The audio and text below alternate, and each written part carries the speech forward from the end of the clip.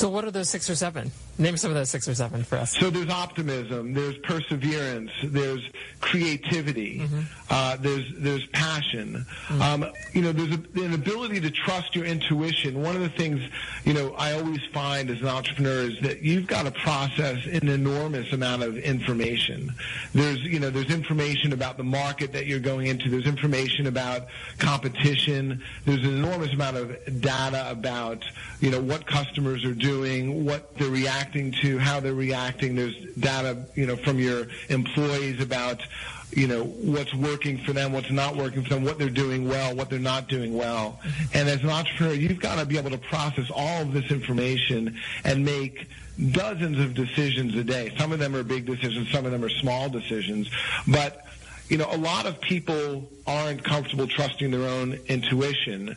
And they just need to analyze everything to the nth degree. And I think that can get in the way of being successful as an entrepreneur. So intuition is important.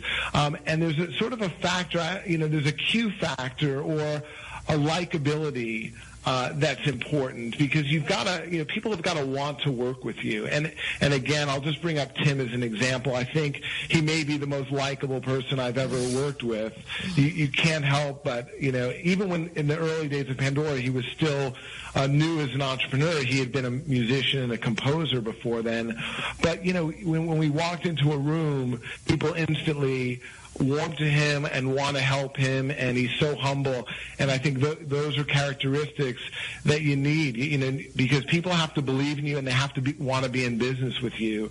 And so I think those are 6 characteristics. And of course, there's sort of a level of intelligence, I think, that's important. But maybe of all 7 of those, maybe that's the least.